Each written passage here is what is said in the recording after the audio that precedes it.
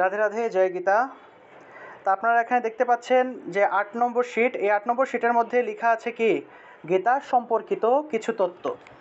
তা দেখুন, আমরা যেহেতু গীতা পড়ব, সেহেতু গীতা সম্পর্কে কিছু বেসিক কিছু নলেজ আমাদের অবশ্যই জানা প্রয়োজন। ঠিক আছে, গীতা সম্পর্কে কিছু বেসিক নলেজ আপনাদেরকে অবশ্যই জেনে রাখতে হবে যে এই গীতাটা কোথা থেকে এলো, এই গীতা নামের অর্থ কী, এই গীতার মধ্যে কি কি আছে না আছে। ঠিক আছে, এই গীতাটা কে রচনা করেছে, গীতা কোন ভাষায় কোন ভাষা থেকে এসছে, অর্থাৎ এই সম্পর্কে টুকিটাকি একটু বেসিক কিছু ধারণা আমাদেরকে এই গীতার সম্পর্কে অবশ্যই জানতে হবে। তা আজকে যেহেতু একদম প্রথম ক্লাস, আর যেহেতু ওরিয়েন্টেশন ক্লাস, সেহেতু আপনাদেরকে এই গীতার সম্পর্কে কিছু তত্ত্ব, এই জিনিসগুলো একটু ভালো করে দেখিয়ে দেবো, এবং আগামী ক্লাস থেকে আপনাদের একদম সম্পূর্ণ একদম ফুললি ক্লাসগুলা হবে। ঠিক আছে, তা দেখুন প্রথমে কী লেখা এখানে দেখুন। গীতা, আমরা নর্মালি যে গীতাটা পড়ি এটা হলো শ্রীমদ্ ভগবদ্ গীতা, ঠিক না? শ্রীমদ্ ভগবদ্ গীতা, গীতার সম্পূর্ণ নাম হলো শ্রীমদ্ ভগবদ্ গীতা। তা এই শ্রীমদ্ ভগবদ্ গীতা মূলত কোন গ্রন্থ থেকে এসছে? মহাভারত। মহাভারতের একটা অংশ হলো এই গীতা। এই যে শ্রীমদ্ ভগবদ্ গীতা, এই গীতাটা আসলে কোনো স্বাধীন গ্রন্থ ছিল না। এই গীতা গ্রন্থটা মূলত মহাভারত থেকে আলাদা করে একটা স্বাধীন গ্রন্থের রূপ দেওয়া হয়েছে। অর্থাৎ গীতাটা হলো মূলত মহাভারতের ভীষ্ম পর্বের, এই যে মহাভারত আছে না, মহাভারতের ভীষ্ম পর্বের 25 থেকে 42তম, এই যে 18টা অধ্যায়, 25 নম্বর অধ্যায় থেকে 42তম অধ্যায় পর্যন্ত এই 18টা অধ্যায়কে মহাভারত থেকে আলাদা করে একটা নতুন একটা গ্রন্থের রূপ দেওয়া হয়েছে। আর সেই গ্রন্থের নাম দেওয়া হয়েছে শ্রীমদ্ ভগবদ্ গীতা।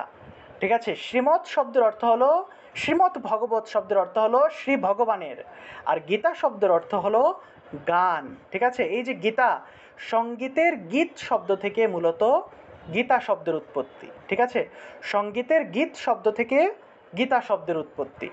অর্থাৎ গীতার যে শ্লোকগুলো আছে, সেই শ্লোকগুলো মূলত গানের আকারে পাঠ করতে হয়, অর্থাৎ ছন্দ দিয়ে, তাল দিয়ে, সুর দিয়ে পাঠ করা হয়।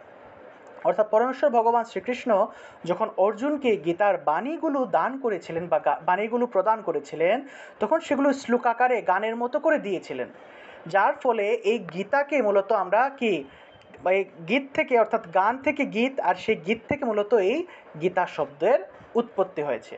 তা এই যে মহাভারত, মহাভারতের ভীষ্ম পর্ব, মহাভারতে কিন্তু অনেকগুলো পর্ব আছে। মহাভারত কিন্তু অনেক বড় একটা অনেক বড় একটা ধর্মগ্রন্থ। সেই মহাভারতের কিন্তু অনেক অনেক পর্ব আছে। তা সেই পর্বগুলোর মধ্যে একটা পর্ব হলো ভীষ্ম পর্ব। ঠিক আছে, তা এই ভীষ্ম পর্বের মধ্যে আবার অধ্যায় আছে। সেই অধ্যায়গুলোর মধ্যে 25 থেকে 42তম, এই যে 18টা অধ্যায়, এই 18টা অধ্যায় এবং গীতার 18টা অধ্যায় একদম হুবহু সেম। অর্থাৎ মহাভারতের ভীষ্ম পর্বের 25 নম্বর অধ্যায় আর শ্রীমদ্ ভগবদ্ গীতার 1 নম্বর অধ্যায় হলো প্রায় একই রকম। ঠিক আছে, অর্থাৎ মহাভারতের এই 8টা অধ্যায়কে আলাদা করে একটা নতুন গ্রন্থের রূপ দিয়ে যে গ্রন্থটা এসছে, সেটাই হলো শ্রীমদ্ ভগবদ্ গীতা, বা সংক্ষেপে গীতা বলা হয়। ঠিক আছে, তাহলে আমরা কি জানলাম? গীতা হলো মহাভারতের ভীষ্ম পর্বের 25 থেকে 42তম অধ্যায়ের অন্তর্গত। এবং এই গীতার মধ্যে অধ্যায় আছে মূলত কয়টি? 18টি। গীতার মধ্যে চ্যাপ্টার বা অধ্যায় আছে 18টি অধ্যায়, এবং এই প্রত্যেকটি অধ্যায়ের আলাদা আলাদা নামও কিন্তু আছে। অর্জুন বিষাদ যুগ, সাংখ্য যুগ, কর্মযুগ, এরকম গীতার 18টি অধ্যায়ের 18টি নাম আছে। তা দেখুন, এই যে গীতার 18টি অধ্যায়, এই 18টি অধ্যায়ে সর্বমোট 700টি শ্লোক রয়েছে। ঠিক আছে, মূলত আমরা তো মন্ত্র বলি না, গীতার মন্ত্রগুলোকে আসলে শ্লোক বলা হয়। শ্লোক এক জিনিস, মন্ত্র আরেক জিনিস, সেটা নিয়ে আমরা আরেকদিন আলোচনা করব। তবে গীতার মধ্যে আমরা যা কিছু পড়ি সেগুলোকে প্রত্যেকটিকে শ্লোক বলা হয়। তা গীতার মধ্যে এই যে 18টা অধ্যায়, এই 18টা অধ্যায়ে সর্বমোট 700টি শ্লোক রয়েছে। মনে করেন যে গীতার প্রথম অধ্যায়ে 46টাই শ্লোক আছে, গীতার দ্বিতীয় অধ্যায়ে 72টাই শ্লোক আছে, এরকম বিভিন্ন অধ্যায়ে কোনো কোনো অধ্যায়ে 20টাই শ্লোকও আছে, কোনো কোনো অধ্যায়ে 27টাই শ্লোক আছে, কোনো কোনো অধ্যায়ে আবার 78টাই শ্লোকও আছে। তো এরকম কম বেশি এরকম বিভিন্ন অধ্যায়ের সবগুলো অধ্যায়ের শ্লোক মিলিয়ে সম্পূর্ণ গীতায় সর্বমোট 700টি শ্লোক রয়েছে। ঠিক আছে, আর এই 700টি শ্লোক আছে বলেই গীতার আরেক নাম হলো সপ্তশতী। ঠিক আছে, অর্থাৎ গীতার মধ্যে 700টি শ্লোক আছে বলেই গীতার আরেক নাম হলো সপ্তশতী। ঠিক একইভাবে চণ্ডীর মধ্যেও 700টি মন্ত্র আছে বলেই চণ্ডীরও আরেক নাম সপ্তশতী বলা হয়ে থাকে। ঠিক আছে, তা আমরা কি জানলাম? গীতার আরেক নাম হলো সপ্তশতী। কেন গীতাকে সপ্তশতী বলা হয়? কারণ গীতার সম্পূর্ণ গীতা মিলিয়ে গীতার মধ্যে ৭০০টি শ্লোক আছে বিধায় গীতাকে সপ্তশতী নামেও ডাকা হয়ে থাকে। তা এই যে গীতা, মূলত আমাদের যে মহাভারত আছে, এই যে আমরা মহাভারত দেখলাম, মহাভারতের গীতা তো আসলে মহাভারত থেকে এসছে, ঠিক না? তা এই মহাভারতের রচয়িতাকে, মহাভারতের রচয়িতা হলেন কৃষ্ণদ্বৈপায়ন বেদব্যাস, বা ওনাকে সংক্ষেপে ব্যাসদেব বলে ডাকা হতো। ওনার ডাকনাম ছিল ব্যাসদেব, ডাকনাম ছিল ব্যাসদেব, আর সম্পূর্ণ নাম ছিল কৃষ্ণদ্বৈপায়ন বেদব্যাস। তা এই যে কৃষ্ণদ্বৈপায়ন বেদব্যাস বা ব্যাসদেব, তিনি মূলত এই মহাভারতের রচনা করেছিলেন। আর যেহেতু গীতা মহাভারত থেকে এসছে আর মহাভারতের রচয়িতা বেদব্যাস, সেহেতু গীতার রচয়িতাও কে? গীতার রচয়িতাও হলেন এই কৃষ্ণদ্বৈপায়ন বেদব্যাস বা ব্যাসদেব বলা হয়ে থাকে। তা অর্থাৎ এই যে মহাভারতের যুদ্ধ যখন হয়েছিল, তখন গীতার বাণীগুলো তো আসলে যুদ্ধক্ষেত্রে অর্জুনকে, পরমেশ্বর ভগবান শ্রীকৃষ্ণ অর্জুনকে যুদ্ধক্ষেত্রে গীতার বাণীগুলো প্রদান করছেন। তা ওই বাণীগুলো আসলে কে শুনেছেন বা কে লিখেছেন? এটা মূলত এই কৃষ্ণদ্বৈপায়ন বেদব্যাসী লিখেছেন। উনি ওনার আশ্রমে বসে দিব্যচক্ষু দিয়ে, দিব্য দৃষ্টি দিয়ে তিনি সব কিছু সেখান থেকে দেখতে পেয়েছেন, জানতে পেরেছেন, বোঝা গেল? এবং সেইগুলোই তিনি এই মহাভারত আকারে, এই মহাভারতের সব কিছু তিনি কি নোট করেছেন বা লিখেছেন। সেজন্য ওনাকে বলা হয় মহাভারতের রচয়িতা, বা এই শ্রীমদ্ ভগবত গীতারও রচয়িতা বলা হয়ে থাকে। তা দেখুন, এই যে মহাভারত গ্রন্থটা কিন্তু সংস্কৃত ভাষায় রচিত। এই পৃথিবীতে সর্বপ্রথম যে ভাষাটা সংস্কার করা হয়েছিল সেটাকেই বলা হয় সংস্কৃত ভাষা। অর্থাৎ যে ভাষাটাকে সংস্কার করা হয়েছে, অর্থাৎ পৃথিবীতে সর্বপ্রথম মানুষেরা কিন্তু একটা নির্দিষ্ট কোনো ভাষায় কথা বলতো না। এক একজন বিভিন্ন রকমের ইঙ্গিত করে, বিভিন্ন রকমের শব্দ করে, বিভিন্ন রকমের ডাক দিয়ে, ঠিক আছে, বিভিন্ন রকমের আওয়াজ করে, শব্দ করে আসলে মানুষেরা একজন আরেকজনের সাথে নিজের মনের ভাব প্রকাশ করত। তা মানুষের এই মুখের যে বিভিন্ন জনের বিভিন্ন ভাষা, এগুলাকে মুনি ঋষিরা কী করলেন, বা শাস্ত্রকার বা মুনি ঋষি যারা আছেন বা যারা পণ্ডিত ব্যক্তিরা আছেন, তারা কী করলেন, একটা নির্দিষ্ট একটা ব্যাকরণিক ছন্দের মধ্যে নিয়ে আসলেন। ঠিক আছে, একটা নির্দিষ্ট একটা নিয়ম শৃঙ্খলা, একটা ব্যাকরণিক একটা নিয়মের মধ্যে নিয়ে আসলেন। অর্থাৎ তারা মানুষের মুখের ভাষাটাকে সংস্কার করেছিলেন। অর্থাৎ যে ভাষাটাকে সংস্কার করা হয়েছিল তাকেই বলা হয় সংস্কৃত ভাষা। এবং এটাই পৃথিবীর সর্বপ্রথম ভাষা, কারণ আমাদের ধর্মটা কিন্তু হাজার হাজার বছর আগে পৃথিবীতে এসেছিল। ঠিক আছে, তা এই ভাষাটি পৃথিবীতে সর্বপ্রথম বলতে গেলে এই সংস্কার করা ভাষাটা ছিল বিধায় এটাকে সংস্কৃত ভাষা বলা হয়ে থাকে। আর আমাদের মহাভারত বলেন, রামায়ণ বলেন, এই সবগুলোই মূলত সংস্কৃত ভাষায় রচিত। পরমেশ্বর ভগবান শ্রীকৃষ্ণ কিন্তু সংস্কৃত ভাষায় কথা বলতেন। আমরা তো বিভিন্ন টিভি সিরিয়ালে ভগবান কৃষ্ণকে হিন্দিতে কথা বলতে দেখি, বাংলাতে কথা বলতে দেখি, কিন্তু কৃষ্ণ কিন্তু বাংলাতে কথা বলতেন না, তিনি সংস্কৃত ভাষায় কথা বলতেন। অর্জুন এবং কৃষ্ণের মধ্যে যে কথাবার্তাগুলো হয়েছিল সেগুলো সংস্কৃত ভাষাতে হয়েছিল। তাই এই জন্য আসলে আমরা সংস্কৃত শ্লোকগুলো আমরা পড়ি, সংস্কৃত শ্লোকগুলো পাঠ করার আমরা চেষ্টা করি। ঠিক আছে, তারপরে দেখুন গীতা শব্দ, এই গীতা শব্দের অর্থ হলো গান, অর্থাৎ সঙ্গীতের গীত শব্দ থেকে গীতা শব্দের উৎপত্তি। আর গীত শব্দের অর্থ হলো গান, এটা আমি আপনাদেরকে আগে বলেছি। তা দেখুন, গান গাইতে হলে তো আমাদের ছন্দের প্রয়োজন আছে, ছন্দ, তাল, সুর, লয়, এসব কিছুর প্রয়োজন আছে। তা গীতা পাঠ করতে হলেও কিন্তু আমাদের দুই ধরনের ছন্দ ফলো করতে হয়। গীতার শ্লোকগুলো মূলত দুই ধরনের ছন্দে রচিত, একটা হলো অনুষ্টুপ ছন্দ আর একটা হলো ত্রিষ্টুপ ছন্দ। অনুষ্টুপ ছন্দকে অষ্টাক্ষরী ছন্দ বলা হয়ে থাকে, অর্থাৎ প্রত্যেকটা ছন্দে 8টা অক্ষর থাকে। এগুলো আপনাদেরকে শেখাবো আমি পরবর্তী ক্লাসগুলোতে, এগুলো একটু একটু করে আপনাদেরকে শেখাবো, এই ছন্দগুলো আপনাদেরকে শেখাবো। এগুলো যদি ভালো করে শিখতে পারেন, ছন্দ জিনিসটা যদি বুঝতে পারেন, তাহলে গীতা আপনার কাছে একদম পানির মতো সোজা মনে হবে। ঠিক আছে, এই ছন্দটাই আসলে শেখাটা সবচেয়ে টাফ বিষয়, গীতার ছন্দ। আর আপনারা যারা বিশেষ করে এখানে আছেন, যারা গান শিখেন, ঠিক আছে, ছোটোবেলা থেকে যারা গানের সাথে যুক্ত আছেন, তাদের জন্য গীতা শেখাটা অনেক সহজ হয়ে যাবে। কারণ গীতা শব্দের অর্থই তো গান। গীতা মূলত আসলে গান, বোঝা গেছে? শ্রীমদ্ ভগবত গীতা, এই শব্দের এই কথাটার অর্থ হলো শ্রী ভগবানের গান। শ্রীমদ্ ভগবত শব্দের অর্থ হলো শ্রী ভগবানের, আর গীতা শব্দের অর্থ হলো গান। তাহলে শ্রীমদ্ ভগবত গীতা শব্দের অর্থ হলো শ্রী ভগবানের গান। অর্থাৎ আমরা যে ধর্মগ্রন্থটা পড়ি, সেই গ্রন্থটা হলো ভগবান শ্রীকৃষ্ণের মুখনিসৃত গান, বা ভগবান শ্রীকৃষ্ণের গানের বই বলা যায়। ঠিক আছে, তা যেহেতু আমরা গানের বইটা পড়তেছি, ভগবানের গানের বই, ঠিক আছে, সেহেতু আমাদেরকে অবশ্যই ছন্দ জিনিসটা শিখতে হবে, তাল শিখতে হবে। আপনাদেরকে তাল আমি শেখাবো, 2 ধরনের তাল দিয়ে শেখাবো, 4টা তাল দিয়ে ছন্দ পাঠ করা, এই যে শ্লোক পাঠ করা শেখাবো। তা কোনো সমস্যা নেই। আপাতত আপনারা এগুলো জেনে রাখেন যে গীতার মধ্যে দুই ধরনের ছন্দ আছে, একটা অষ্টাক্ষরী ছন্দ, একটা ত্রিষ্টুপ ছন্দ বা অনুষ্টুপ ছন্দ বা অষ্টাক্ষরী ছন্দ, এবং ত্রিষ্টুপ ছন্দ বা একাদশ অক্ষরী ছন্দ। একাদশ অক্ষরী মানে হলো প্রত্যেকটা অংশে বা প্রত্যেকটা ছন্দে 11টা করে অক্ষর থাকবে। তারপরে দেখুন গীতার যে 18টা অধ্যায় আছে, এই 18টা অধ্যায়কে মূলত 3টা শতকে বিভক্ত করা হয়েছে। ঠিক আছে, 3টা শতক। শতক মানে হলো 6, ষষ্ঠ, ষষ্ঠ থেকে 6, 6 থেকে ষষ্ঠ, আর ষষ্ঠ থেকে শতক। ঠিক আছে, অর্থাৎ প্রত্যেক 6 অধ্যায়কে এক একটা শতকে বিভক্ত করা হয়েছে। গীতা প্রথম থেকে ষষ্ঠ অধ্যায় পর্যন্ত প্রথম 6টি অধ্যায়কে বলা হয় কর্ম শতক। 7 থেকে 12 পর্যন্ত এই 6টা অধ্যায়কে বলা হয় ভক্তি শতক। আর 13 থেকে 18 পর্যন্ত এই 6টা অধ্যায়কে বলা হয় জ্ঞান শতক। এগুলো আপনাদের নোটের মধ্যে আছেন, আপনারা পাবেন।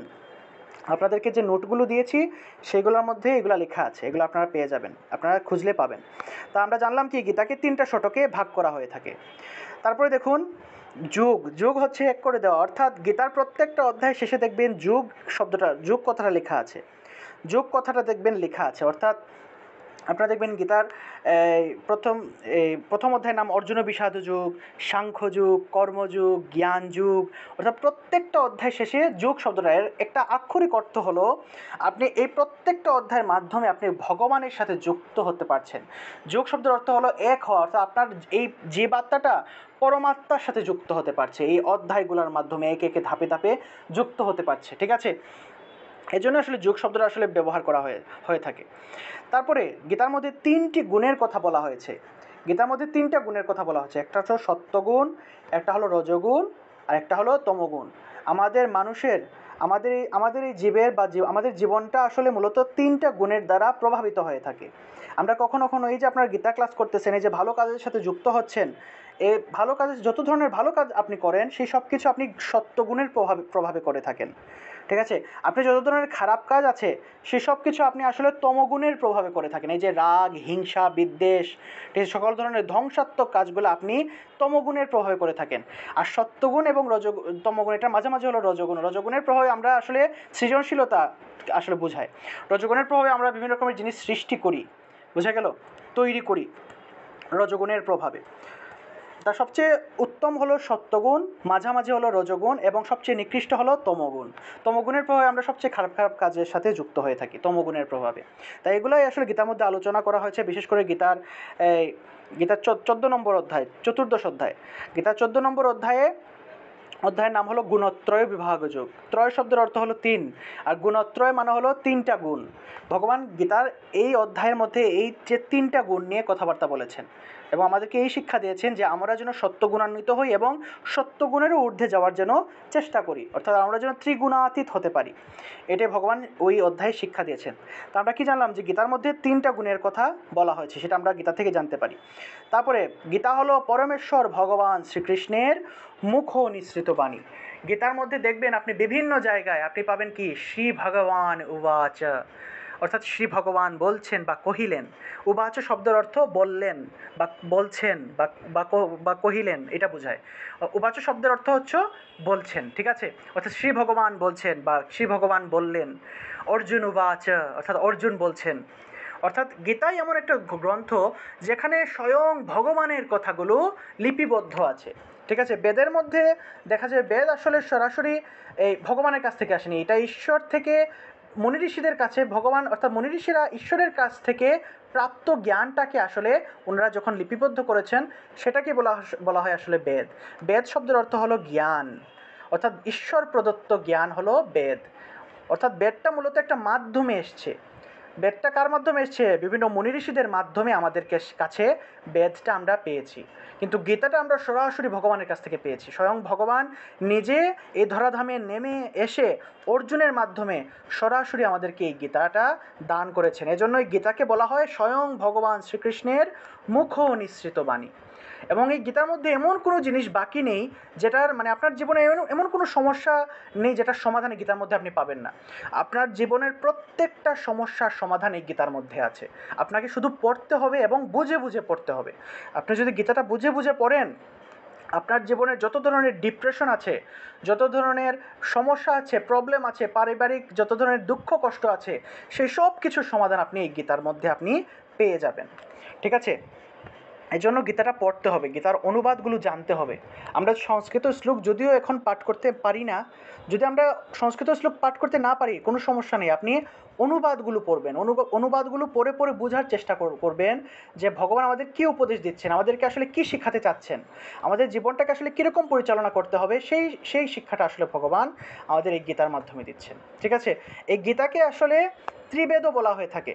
ঠিক আছে, গীতাকে পঞ্চম বেদও বলা হয়ে থাকে।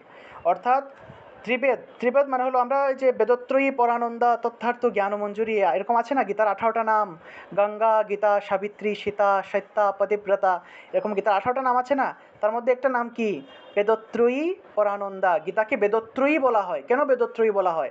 কারণ 3টা বেদের যে জ্ঞান, সেই জ্ঞানটাকে, সেই জ্ঞানের সারসংক্ষেপ আমরা গীতার মধ্যে পেয়ে থাকি। ঋক, সাম, যজু, ঋগ্বেদ, সামবেদ, যজুর্বেদ, এই 3টা বেদের যে সারসংক্ষেপ, সেই সারসংক্ষেপ স্বরূপ কিছু জ্ঞান বা সারসংক্ষেপের যে জ্ঞান, সেই জ্ঞানটা আমরা গীতার মধ্যে পাই। কারণ আমরা হলাম কলিযুগের জীব, ঠিক না? কলিযুগের জীব, কলিযুগের মানুষের আয়ু একদিকে কম, মাত্র 60 বছর 70 বছর আমাদের আয়ু, আবার আরেকদিকে আমাদের ধৈর্য অত্যন্ত কম। এই যে গীতা ক্লাস করতেছেন, দেখবেন ক্লাসের প্রথম অবস্থায় প্রায় 40 জনের মতো না 39 জনের মতো ছিল, এখন দেখা যাবে প্রায় 25 জনের মতো আছে। অর্থাৎ অলরেডি অনেকে ধৈর্য হারিয়ে ক্লাস থেকে বের হয়ে চলে গেছে, ঠিক না? অর্থাৎ কলিযুগের মানুষের ধৈর্য অনেক অনেক কম থাকে। সেজন্য ভগবান কী করেছেন, উনি বেদের জ্ঞানটাকেই সংক্ষিপ্ত করে আমাদের এই গীতাটা দান করেছেন। সেজন্য এই গীতাকে পঞ্চম বেদ বলা হয়। বেদ তো সর্বমোট 4টা, ঋগ্বেদ, সামবেদ, যজুর্বেদ, অথর্ববেদ, এরকম 4টা বেদ আছে। তার মধ্যে এই 4টা বেদের পরে কলিযুগে বা কলিযুগ না, গীতাটা মূলত, গীতার জ্ঞানটা ভগবান দিয়েছেন দাপর যুগে। দাপর যুগের পরেই কলিযুগ এসছে, কলিযুগের মানুষেরই মূলত গীতাটা পাচ্ছে। অর্থাৎ কলিযুগে মূলত ভগবান আমাদেরকে এই পঞ্চম বেদ হিসেবে গীতা আমাদেরকে প্রদান করেছেন। ঠিক আছে, অর্থাৎ গীতাটা মূলত আসলে বেদই, আসলে আমরা আসলে গীতা পড়ার মাধ্যমে আসলে বেদের জ্ঞানটাই আসলে আমরা চর্চা করছি। আর সেই বেদের জ্ঞানটাই ভগবান সংক্ষিপ্ত আকারে এবং সারসংক্ষেপ হিসেবে ভগবান আমাদেরকে প্রদান করেছেন। কারণ ভগবান জানেন যে বেদের মধ্যে এই যে এত হাজার হাজার মন্ত্র, কঠিন কঠিন মন্ত্র, বেদের মধ্যে কিন্তু অনেক কঠিন কঠিন মন্ত্র আছে, সেগুলা বেদ তো অনেকে কালেক্টই করতে পারে না, কালেকশনই করতে পারে না, ভালো ভালো বেদ কালেকশনই অনেকে করতে পারে না, ঠিক না? সেজন্য ভগবান আমাদেরকে এই বেদের যে সারসংক্ষেপ, সেই সারসংক্ষেপটা নিয়ে আমাদেরকে গীতা দান করেছেন। সেজন্য গীতাকে বলা হয় বেদত্রয়ী বা গীতাকে পঞ্চম বেদও বলা হয়ে থাকে। ঠিক আছে, অথর্ব বেদটা মূলত ঋগ্বেদেরই একটা অংশ, ঋগ্বেদ থেকে মূলত অথর্ব বেদটা এসছে। সেজন্য আসলে মূল যে বেদ, এগুলা 3টা ছিল, মূল বেদ ছিল 3টা, ঋক, সাম, যজু, এই 3টা হলো মূল বেদ। আর অথর্ব বেদটা মূলত পরবর্তীতে এসছে, ঋগ্বেদ থেকে অথর্ব বেদটা এসছে। ঠিক আছে, আর পঞ্চম বেদ হিসেবে আমরা গীতাকে পেয়েছি। আশা করি আজকে আপনারা গীতার সম্পর্কে অনেক অজানা তথ্য আপনারা জানতে পেরেছেন। এই যা কিছু আমি বলেছি এগুলো আপনারা নোট করবেন, আপনারা একটা নোট খাতা রেডি করবেন, নোট খাতার নাম দিবেন গীতা বেসিক কোর্স বা আকাশ দাদার নোট খাতা, এরকম একটা নাম দিয়ে দিবেন। ঠিক আছে, বা গীতা নোট খাতা, এরকম একটা নাম দিবেন।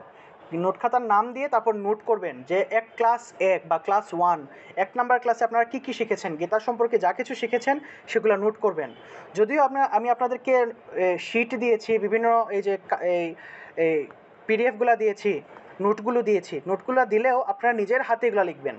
ঠিক আছে, নিজের হাতে লিখলে শেখা হবে, বোঝা গেল? নিজের হাতে লিখলে, একটাবার লিখলেও শেখা হবে।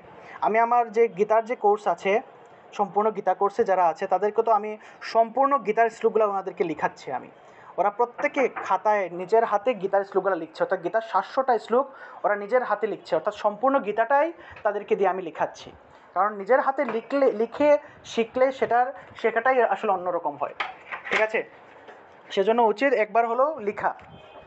তা আজকে আমরা এই গীতা সম্পর্কে কিছু বিস্তারিত কিছু গুরুত্বপূর্ণ তথ্য জানলাম। আজকের ক্লাস আর দীর্ঘায়িত করব না, আপনারা এই জিনিসগুলো একটু ভালো করে প্র্যাকটিস করবেন এবং আগামী ক্লাস থেকে আমরা মূল ক্লাস আরম্ভ করব। ঠিক আছে, আগামী ক্লাসে আমরা জানবো গীতা কাকে বলে, গীতার সংজ্ঞা, গীতা কত প্রকারের, গীতা কিন্তু অনেক প্রকারের আছে। ঠিক আছে, 42 প্রকারের গীতা আছে, সেগুলো আমরা জানবো, সেগুলোও শিখবো। ঠিক আছে, তা আজকে ক্লাস এ পর্যন্তই থাকবে। আপনারা প্রতি শুক্রবার বাংলাদেশ সময় রাত 8টায় এবং ভারতীয় সময় রাত 7:30টায় জয়েন করবেন, কেমন? সবাইকে বুঝতে পেরেছেন এতক্ষণ যে বুঝালাম? রাধে রাধে। হ্যাঁ, সবাইকে বুঝতে পেরেছেন? কথা শোনা গিয়েছে? হ্যাঁ হ্যাঁ, রাধে রাধে। আচ্ছা আচ্ছা, আপনাদের কাজ হলো আপনারা নোট এগুলো খাতা আমি রেডি করবেন। আপনাদের কাজ ইউটিউবে হলো দেখেছিলাম। আপনাদের কাজ হলো আপনারা প্রত্যেকে নোট খাতা রেডি করবেন এবং